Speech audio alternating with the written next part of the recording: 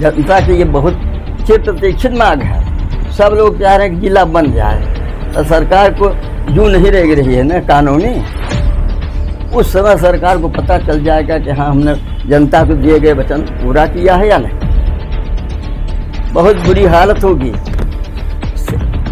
जो बहुत ही अंधभक्त है उनकी बात हम नहीं कहते। हनुमाना की क्या क्या आवश्यकताएं हैं जिनको आशा थी कि मऊगंज विधायक भारतीय जनता पार्टी के जो है वो उनको पूरा करेंगे और पूरा नहीं हुई।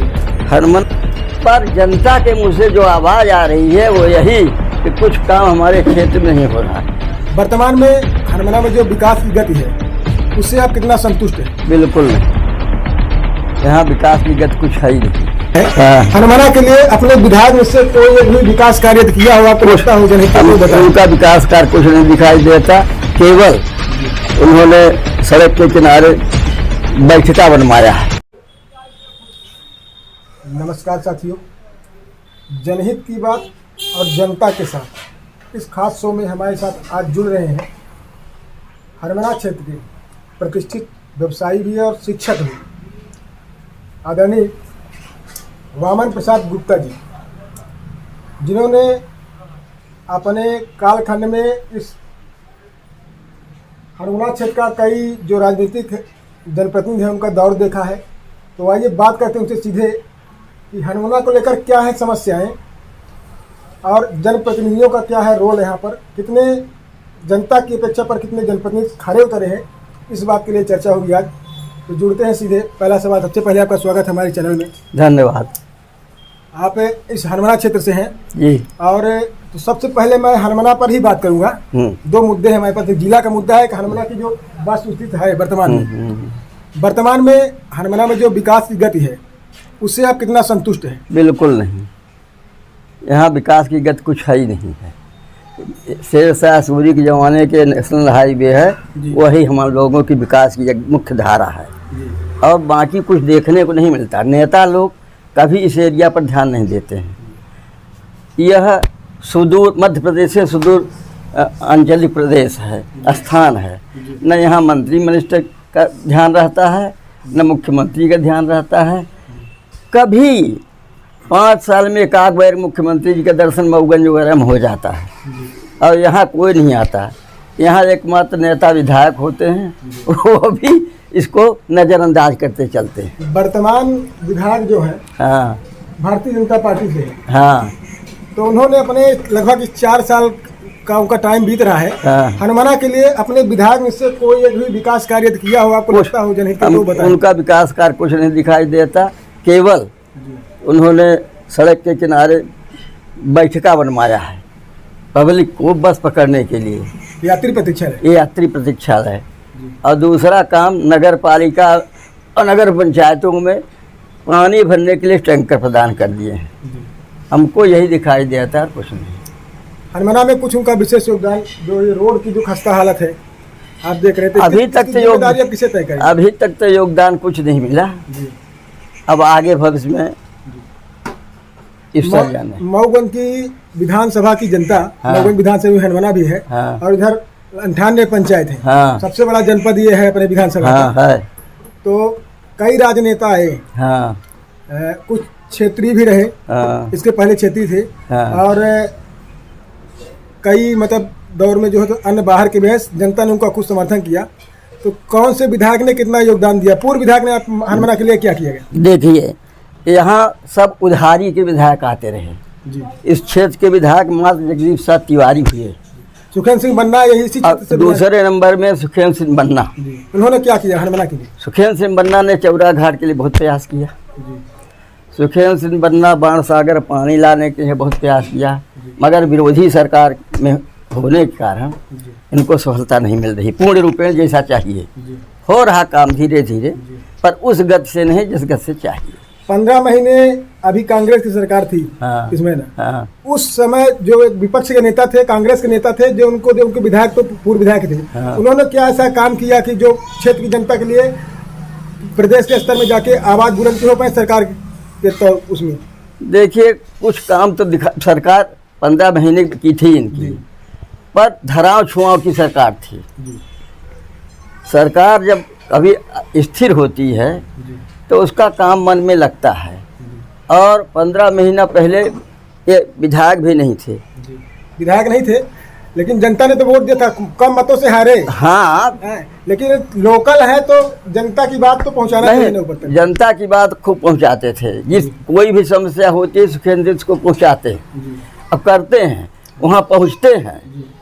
पर सरकार उनके विरोध की होने के कारण उनको माने यथेष्ट सफलता नहीं मिल पाती है।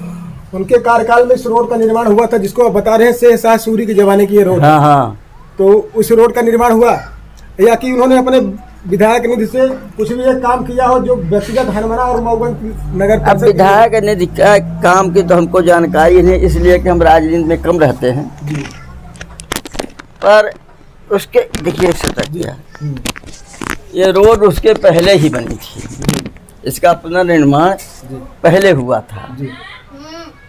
और अब भी नगर परिषद हनुमाना के 4 रोडों के लिए, रीवा जिला के 7 रोडों के लिए केंद्र शासन से पैसा आया है, पर वो काम कब चलाएगा, कब शुरू होगा, कब होगा, भगवान मालिक है। भगवान मालिक। हाँ, एक मुद्दा बहुत जोरों से चल रहा है इस टाइम सोशल मीडिया में, जिला मऊगंज के लिए। हाँ, मऊगंज इस क्षेत्र की प्रगति के लिए मऊगंज के जिला होना बहुत जरूरी है। उसके लिए हमारे साथी वकील साहब, भूतपूर्व वकील संघ के अध्यक्ष का नाम संतोष मिश्रा, हाँ, श्री संतोष मिश्रा जी ने समिति के अध्यक्ष भी थे। उन्होंने बहुत प्रयास किया, अथक प्रयास किया, पर भाजपा सरकार कुछ जू नहीं रेंग रही है। हो सकता है चुनाव के समय आन वक्त पर इसकी वो घोषणा कर दें। 2 बार इसका वादा भी वो किए थे कि आप हमको वोट दीजिए, हम आपको जो मांगे देंगे। वही घोषणा हो जाती है, हाँ, जमीन पर कार्य नहीं दिखता है, तो इसका कितना प्रभाव वर्तमान विधायक के जनता के साथ खड़े हुए बताना। हाँ, वर्तमान विधायक अंदर अंदर जनता पिस रही है। देखिए इस क्षेत्र में 1-2 नगर परिषदें हैं जो कांग्रेस की झोली में चली गई हैं, भाजपा से छटक कर कांग्रेस की झोली में चली गई हैं। ऐसे ही लोगों का मन बन रहा है। जो आम चर्चा होती है, ये सरकार भाजपा की जरूर है, हम लोगों ने बड़े ललक के साथ इसको वोट दिया और ले आया, पर हम लोगों के सामने खरी नहीं उतर रही। मऊगंज विधायक का हनुमाना दौरा होता है सर। अब चुनाव का टाइम है, सभी लोग इसी क्षेत्र में फोकस कर रहे हैं, जितने जनप्रतिनिधि हैं चुनाव में आने वाले हैं, सब इसीलिए, चूंकि यहाँ 98 पंचायत है, इसी क्षेत्र का लोग दौरा कर रहे हैं। तो कितनी सफलता उनको मिलेगी इस बार? अब देखिए ऐसा है कि मोदी का नारा तो है ही है, उसके अनुसार उनको सफलता मिल भी सकती है और नहीं भी मिल सकती, ये जनता के मूड पर है। काम के अनुसार पे नहीं मिल सकता जनता, हमका तो काम तो कुछ दिखाई नहीं पड़ता। अब जहाँ होता हो वहाँ होता हो, यहाँ तो हमको कुछ नहीं दिखाई पड़ता। जिला बनना चाहिए, जिला बहुत जरूरी है बनना, पर खाली पुलाव पका कर नेता लोग चले जाते हैं, आश्वासन की घंटी बजाते हैं और कभी बजती नहीं। इस बार मान लीजिए घोषणा हो जाती है, तो इसका लाभ कितना मिलेगा? देखिए इसका लाभ तो मिलेगा, इसमें 2 राय नहीं है, क्योंकि ये चिर प्रतीक्षित मांग है हम लोगों की कि जिला होना चाहिए मऊगंज। आज हमको रीवा अगर जाना है किसी पेशी जिला स्तर के काम के लिए, तो समझ लीजिए 650 रुपया भाड़ा किराया और रिक्शा का टेम्पो चार्ज। अब रास्ते में कभी 1-2 बार चाय वो पी लेने का 600-700 रुपया खर्चा आता है। मऊगंज हो जाएगा जिला तो हम साइकिल से चले जाएंगे, मोटरसाइकिल से चले जाएंगे, और घर से खाकर आसानी से जाएंगे, लौट आएंगे, तो बहुत बचत भी होगी। तो यदि मान लीजिए घोषणा नहीं होती है, जिला नहीं बनता, तो इसका प्रभाव पड़ेगा। हाँ, इसी जिले के मुद्दे पर फिर चुनाव के में को साथ, हाँ, इसका प्रभाव पड़ेगा। जब जिला की घोषणा नहीं होगी तो वोट पर प्रभाव इसका पड़ेगा। जनता की ये बहुत चिर प्रतीक्षित मांग है, सब लोग चाह रहे हैं कि जिला बन जाए, तो सरकार को जू नहीं रह रही है ना कानूनी। उस समय सरकार को पता चल जाएगा कि हाँ हमने जनता को दिए गए वचन को पूरा किया है या नहीं। बहुत बुरी हालत होगी। जो बहुत ही अंधभक्त है उनकी बात हम नहीं कहते। हनुमाना की क्या क्या आवश्यकताएं हैं जिनको आशा थी कि मऊगंज विधायक भारतीय जनता पार्टी के जो है वो उनको पूरा करेंगे और पूरा नहीं हुई? हनुमाना की सबसे पहली आवश्यकता है कि यहाँ का जो कॉलेज है उसका सरकारीकरण किया जाए। सन 63 से कॉलेज संचालित है। अब आज वो अपने रोने की गति में है। रजिस्टर में नाम भले लिखा हो, हमको लड़कों की भीड़ नहीं दिखती है, प्रोफेसरों की भीड़ नहीं दिखती। नहीं कहते कि 2-3 रेगुलर हों। और बेचारे वो आजकल जो ये परंपरा चल पड़ी है संविदा, इसी के सहारे कॉलेज चल रहा है, पर कॉलेज कोई चल नहीं रहा है, कहने को चल रहा है। हम तो इसी क्षेत्र के हैं। कन्याओं को, छात्राओं को पढ़ने के लिए यहाँ पर क्या व्यवस्था है? कन्याओं को पढ़ने के लिए हायर सेकेंडरी स्कूल है। यहाँ पर हम हनुमाना के लिए नहीं कहते, महबूबगंज भर तक अगर कन्या डिग्री कॉलेज हो जाए तो यहाँ बालिकाओं को दर न भटकना पड़े। कभी आप लोगों ने महबूबगंज विधायक से मांग की इन मुद्दों के लिए कि ये जरूरी चीज़ें? देखिए, हम तो न राजनीति में थे, न कभी गए न किए। हमारे यहाँ एक भूतपूर्व वकील संघ के अध्यक्ष हैं संतोष मिश्रा जी, वो भरपूर ये आवाज़ उठाते रहते हैं, पर आवाज़ उनकी अभी सुनी नहीं जा रही है। अब सुनी कब जाएगी?